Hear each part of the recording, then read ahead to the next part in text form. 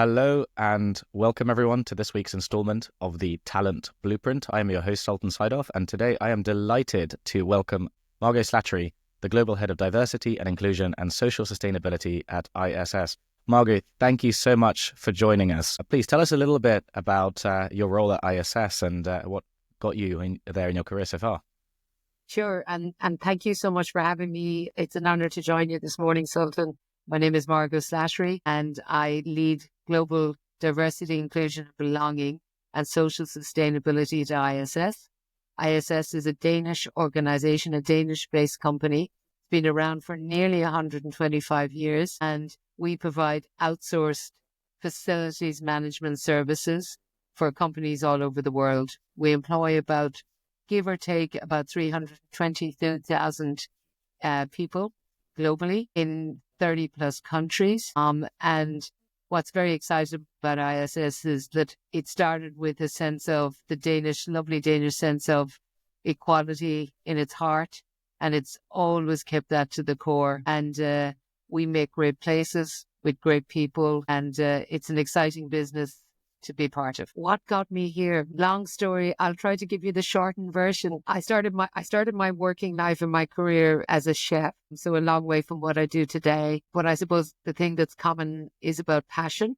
I got into that because I loved food and I was really interested in the food services industry and moved through various roles in food service, in hotels and food service, and eventually got into a management role, went back to college, trained in hotel management, whilst I was working, so at night, and started working and advancing my career as a manager into a senior management role and a global role with an organization called Sodexo, for whom I was with for nearly 30 years. And I eventually went on around 2011 to become the CEO of that company for Ireland and Northern Ireland.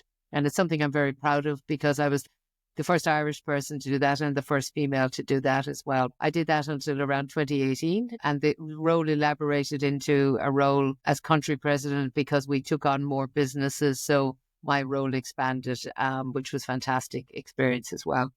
And I guess the reason and the move to diversity, inclusion and belonging was the joining together of my very personal and very, my private life becoming more public, my job and my passion, and the opportunity to combine both. I had been very lucky with Sodexo to get a lot of support around the fact that I was involved externally in a lot of things around inclusion. I would say, an activist. I'd been for a long time in Ireland fighting and pushing about things from female rights, reproductive rights, particularly around LGBTQI rights and generally, a person who felt strongly about equality. And in the years preceding 2015, where we had marriage equality and a referendum, I'd been involved with a group called GLEN, who were the Gay and Lesbian Equality Network. It was just called Gay and Lesbian Equality Network then. And they had been one of the bodies that was involved in, if you like, pushing for a referendum with the Irish government and the European courts as well. And I went on prior to the 2015 referendum to become the co-chair of GLEN, which was an honour. And I guess all of that and my earlier activism led me to feel very passionate about change. 2015 in May, the 22nd of May 2015, when Ireland won overwhelmingly, and people voted in this country to allow people like me to get married, and to legally be able to, bring our status to a different level, then something for me just changed. And I thought, God, this is, the ability to work in this area and to make for change is just something else. And I was infused with such a passion to take that to the next level. And I had never stopped doing my job because I was doing this as part of that. But as I reflected after May and into the next couple of months, I was going, okay, so what's next and where do I go? And I was probably at a stage of my life as well, kind of trying to think about that. I was heading towards a big birthday, and I decided to explore what roles there might be. I'd been very involved. And again, so much thanks to Sodexo for that formation for me. I'd been very involved in our early work in diversity and inclusion, and an amazing lady called Rohini Anand, who was in the US, was a mentor and a supporter for me. And so were so many of our CEOs, etc. And I kind of found out that Rohini was intending to retire, and our CEO said, was I interested? And I got the opportunity to become the Chief Diversity Officer at Sodexo. So it was a kind of a case of, I was looking for the next phase of life and change. They were looking for somebody to fulfill that role, and they wanted somebody with the right passion and care and to give somebody an opportunity. So it came together. And I suppose as I bring this to a close, that I had the wonderful opportunity to do that role in Sodexo from late 2018 into 2019, 2021, so through COVID. And then a very interesting offer and a call with a headhunter about an organization that was based in Denmark that were looking to do a similar piece of work. And I had a couple of conversations with the then CEO, Jakob Andersen, and Corinna Refsgaard, who was the Chief People Officer. And I was very intrigued about ISS and what they wanted to do. And I decided to take a leap of faith, and I left my company of nearly 30 years and my job of nearly 30 years and started with ISS doing this. And I've never lived to regret a moment of it. And I now work for a lady called Liz Benison. She's our current Chief People Officer, very inspiring lady, and Casper Fangle, our CEO, and very supported about what I do. So I guess that's how I got here, and that's the short version. Well, I would love to spend more time on the longer version, Margot, because you are an incredible champion for diversity, inclusion, and the sustainability topics, which I'm excited to get to in a moment. And as you know, one of the reasons I'm super excited to have you here is because this is a topic really important to me as well. Our mission at Beamery is to create equal access to work. I'd love to really zoom in. You've given some background on some of your underlying passions for this space and what led you here. When you think about how to drive this at ISS and in the a couple of years you've now been there, what have you thought about as instilling the passion across the organization? You clearly have support from an amazing leadership. How has the journey of creating your passion for inclusion and belonging translated into your time at ISS? From my perspective, I think the role in ISS and the mission has really surpassed my expectations. And certainly met most of what I set out to do, and that's been because we've had such fantastic support from leadership, resourcing, and putting something behind the words. The challenge always is, just like most organizations who work in, particularly in outsourcing and support services, we work in a low margin business, and the budget is small. And we've got to do a lot with little. And therefore, it's often, it's a challenge to do everything you want to do. But truly, it's happened. But one of the things that's really made it different is that the board have got behind it from the beginning. The exec have got behind it. And there was such an appetite with the people to want to bring this along. So if I give you an example, we did an internal D&I conference on social sustainability as well. And at any one time, we had 800 people live on the call, and people are working in sites and everything. That will be recorded. That will go out to thousands of people. We will cut all the bits into different sections, and then many more thousands will watch that. So for me, that's the work is finding its way. We know that when we've had a recent survey, engagement survey, the whole concept of belonging and feeling psychologically safe has scored really highly. It's up in those 80s as a scoring from our people. We've had a 54% response to our engagement survey, which is quite good from a point of view of the amount of people who actually undertook it. And for the first time, we actually did a D&I part of the survey, which we asked some questions. It's still going to take time because people are getting used to that and asking, questions that might, for instance, have self-ID on it or whatever. It takes people time, and not everyone chooses to do that, and it wasn't mandatory. So, Sultan, I think, we've been able to make a lot of change quickly, and it's been impactful, and it's most definitely something tangible. We see improvement in people being promoted, the kind of policies that we're able to promote. And then around our strategy, we see social sustainability being given an even higher straight into the future. So I think that's very strong evidence of the impact. And you touch on belonging. I think one of the amazing things about how you speak about the culture at ISS is that diversity, inclusion, sustainability, belonging aren't just initiatives, they are core to the culture. I've heard you to speak about how it's the cultural ambition to be a global company of belonging. Could you unpack a little bit about how the culture at ISS really makes belonging at its core, and what the nuances are between the focus on belonging versus diversity and inclusion and how those connect? Yeah. And I mean, I'll give an example that kind of might give it a bit of color here on this one, is that I spent my very early career, when I go back to being a chef, I remember what it was like when you're in sites, when you're in, customer site. And so even though you work for this big company, there's you in a site, and sometimes you might be the only person, sometimes there are others. And, the thing that really differentiates the experience for you is how your own organization makes you feel. So does someone call you and say, how you doing? Does somebody, does the area manager drop in every so often and know your name and be able to, find out a little bit about what's happening in your life? And having had that experience, and I'd worked for different companies, and then when I had an experience where that happened, it really led me to believe that that sense of somebody knowing your name, checking with you and making you feel like that you belong is just intrinsic to engagement.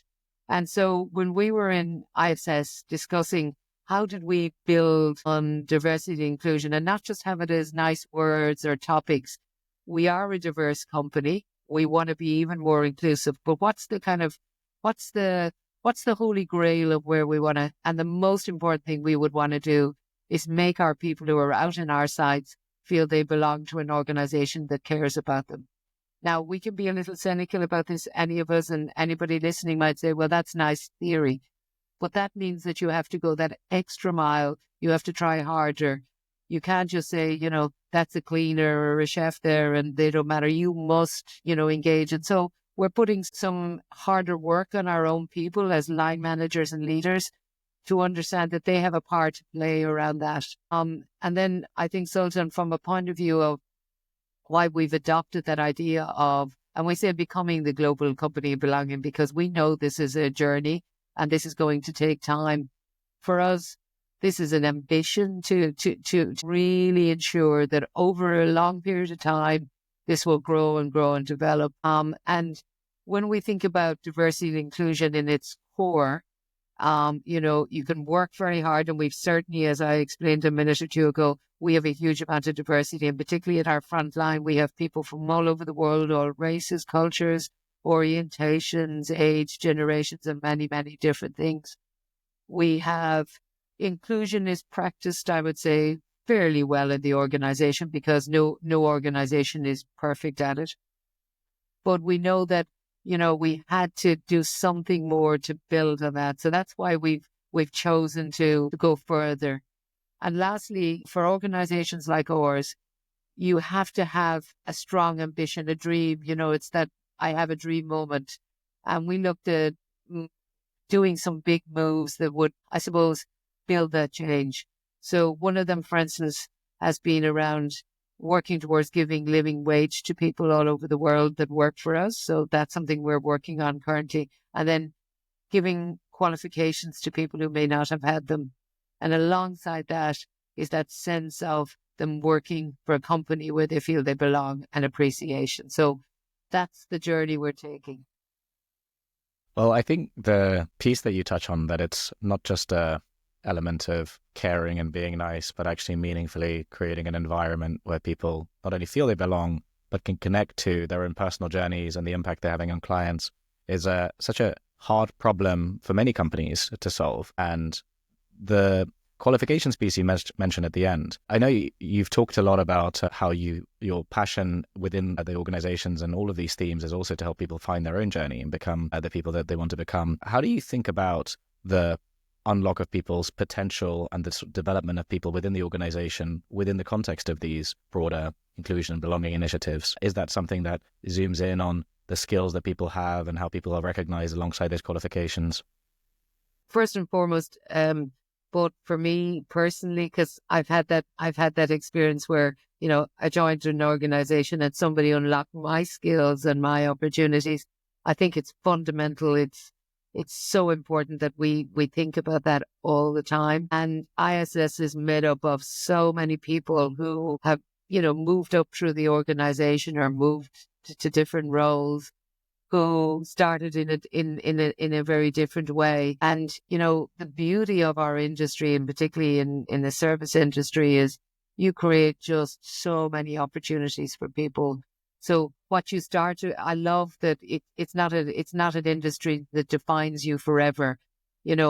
My starting as a chef is no sort of guarantee of my future. It was up to me, but the organization also saw that I wanted to do that and, provided the sauce to help me, or the journey, or the aisle, or whatever we want to call it. But I think in our organization, then we see, and I know this, in that we know that career path is really important, giving people that faith that there is that chance, and being very open to it, and to talk about it and mention it. And then to encourage leaders to be the flame for that catching of that opportunity for people. Because what happens for most of us is that somebody says to you, and this happened to me, because I always kind of put myself up and say, I had that chance. Somebody one day said to me, you could do more than this. This is something else you could do. Have you thought about that? Did you think about going do a course? You could develop your management career in this company. Have you thought about putting your hand up for this? And it was just that somebody said that to me. And I think I have a duty, and so does everyone else in our organization, to create those opportunities for other people. And maybe lastly, I will say, and this is something I'm super passionate. I think organizations lose people. I've seen this so much over my career. People leave organizations, and quite often they leave bad managers and bad employers, and they go to another organization. And I've heard people, being spoken about, so-and-so's not doing very well. And then they go to the next organization and they thrive. So I think there's a lot of not seeing the potential of people and not sort of unlocking that enough. And I think organizations need to be much better at that. Well, that's the crux of what got me into building Beamery just over 10 years ago, as you know, the focus on skills over degrees and looking at how to identify potential and unlock it. And so these themes of how to connect the talent-centric choices of development to the environmental ones. How do you consider potential, not just in terms of people's individual skills, but the environment? And how do you help people unlock that potential by making them feel like they belong and giving that support? I know these themes also connect to the broader environmental factors that you're passionate about in the organization, including social sustainability. How does that connect to some of these belonging and potential initiatives? And what does the social sustainability mean for you and at ISS? Yeah, and it's a great question, Sultan, in the sense that, if you think about sustainability in its widest, I think at the moment, the easiest way is to think about ESG, because it's environmental, it's social, and it's the governance. And those are bedrocks of most of our organizations, and we're all having to work in that way. And I guess we're all very, whether we want to admit it or not, we're very aware of climate and the geopolitical situation and the shifting sands that are happening in the world. And as organizations, we have a huge responsibility. Yes, we provide employment. We're for growth. We generate finances. You do. Everyone works in their organization to try and give more opportunities and more jobs and create profitability, because that's the world of work. But also, employers have to be good corporate citizens. So for us in ISS, it's been a scenario of thinking of the work that we've been doing around diversity, inclusion, and belonging, building that culture of belonging, and saying, well, how do we take that further?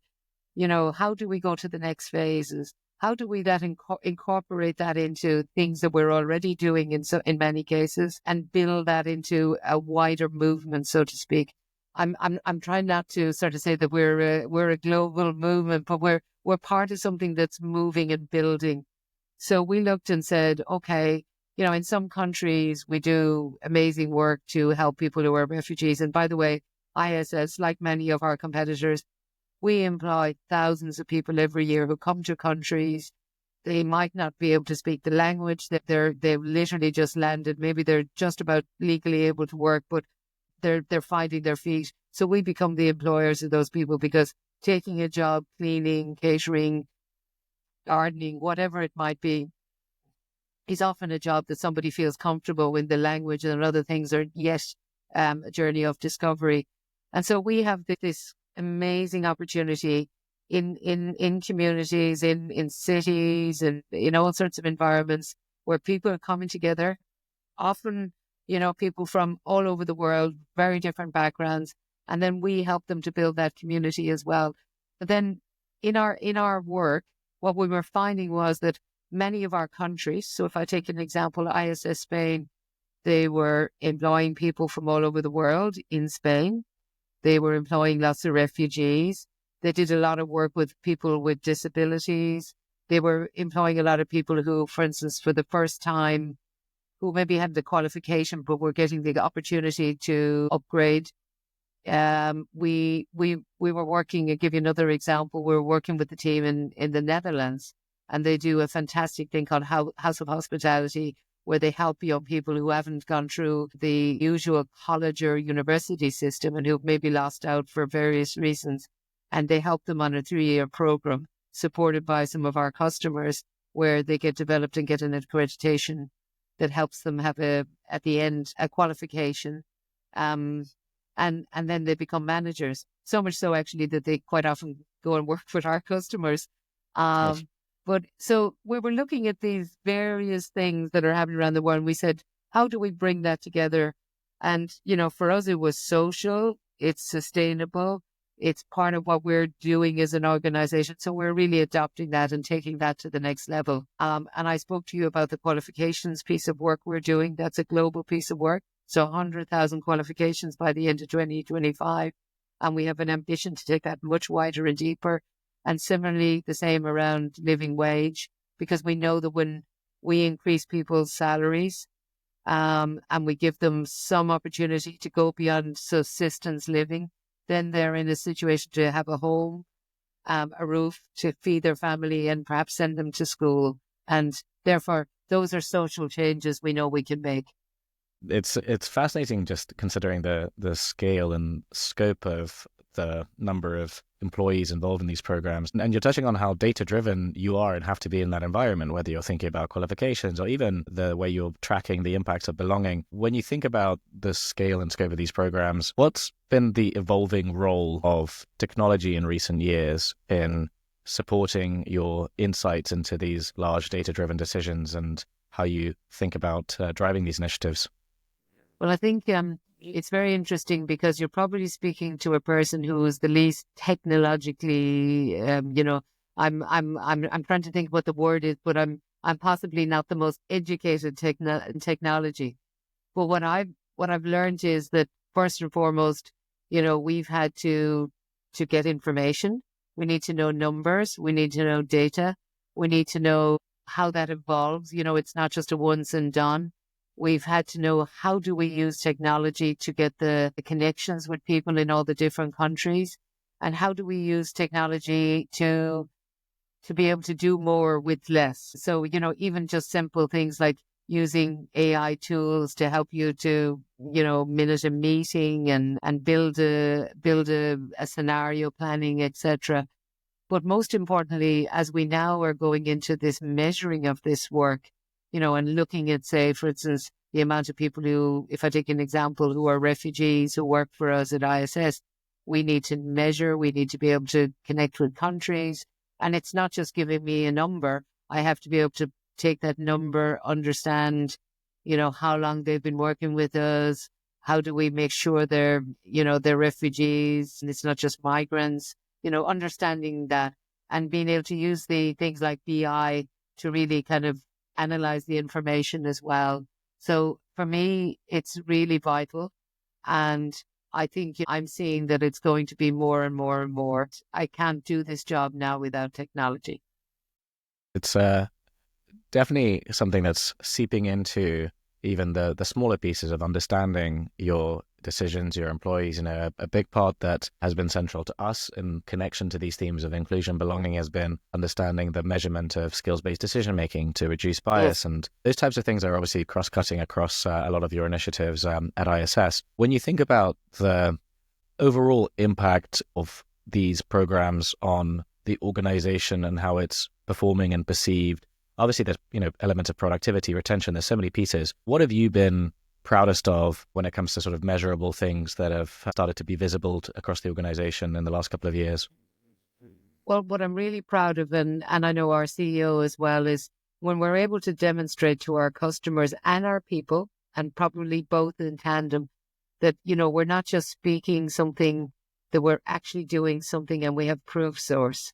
That's what I'm proud of, because the danger in this work, particularly in diversity inclusion, and this is where I think things don't stick, is that we can talk about a lot of things, but we don't always, we can't measure, and we're not always able to demonstrate that it's impacted. And from my perspective, it's being able to say, this is truly the impact, this is the numbers of people, this is how we've been able to do it. And then to translate that into things like engagement scores. We know that, people are attracted. We hear and get feedback now. We're measuring this, for instance, in our talent attraction. We get feedback that the work we do on social sustainability and diversity, inclusion, and belonging is an attraction factor for people to join our organization. It's a retention factor for the people who stay in the organization. And it's often the thing that keeps people a little bit longer when, perhaps they may want to leave. So I'm very proud that we've made a difference in that. I'm very proud that it isn't just rhetoric. I'm very proud that it's got some stickiness to it. And I'm very proud that the organization is continuing to invest in that. And going back to what you said, and I think this is an important point, it's using the data to help us to make decisions. So it's also helping us to make decisions. I'll give you an example. Now, as we're looking at, the next phase of investment, and we're in the next week going to announce internally some of our strategic stuff to 2030 for our CEO and for our ExCom, it's really important to understand, okay, what worked well, what didn't work so well, how have we, in countries, what has been particular impact. So that information helps me to be able to, give a vocalization to what is that? And that's incredibly important. So, as you say, often hard to get buy-in on some of these longer term initiatives, and transforming culture for an organization with hundreds of thousands of employees doesn't happen overnight. I imagine you've also had some setbacks in trying to drive change of this scope and scale. I mean, I think the biggest challenge, is that I would want to do so many things, and sometimes you can't do everything. And I've learned that, it's very good to focus and stay focused and try not to do many things. So, for example, being, one of the things that was already in play when I joined ISS was a desire to increase the gender balance, and particularly the female representation at senior management level. And we're making good progress on that. We'd set out a target, and it had been there before I joined, of 40%. I'm not sure that we'll get there by the end of 2025, because we had come from quite a low level, and you have change and you have things happen, but we're getting there. We're about 36, 37% at the moment. But I in my head thought that by now I might be able to have a strong number around representation, particularly around ethnicity and race, and to be able to bring more people from underrepresented groups into the next level of management. But the truth is, having the gender target and some of the work we've been doing, we haven't been able to do that yet. And that's because we can't do everything.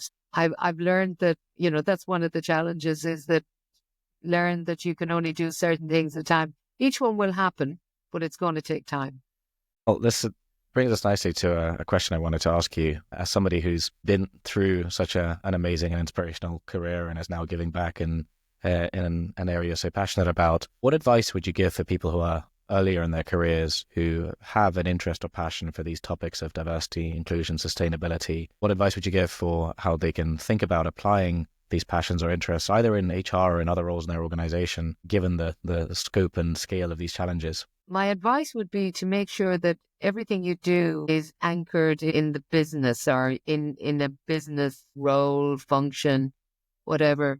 Because to just say to somebody, well, I'm interested in diversity, inclusion, belonging, but I'm not quite sure where that is, or whereas if you can do that as part of what you do or the function you're in, and you can prove that it makes a difference and that it adds value to the business, then I think you'll quickly find that the role or the next growth part around that will happen.